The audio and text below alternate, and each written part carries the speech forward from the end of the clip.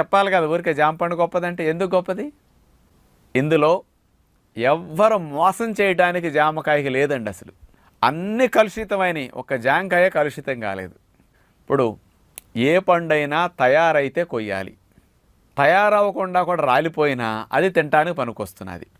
నిమ్మ పండు గాలికి రాలింది, నిమ్మకాయ రాలిపోయింది, దాని కార్బైడ్ వేస్తే ముగ్గుతుంది, నిమ్మరసం పిండుకోవడానికి మళ్ళీ మార్కెట్కి లేత పిందులు పెడితే కొండవు, అందుకని దాని కార్బైడ్ వేస్తే రంగు వచ్చేస్తుంది, పైన కొనేస్తాడు.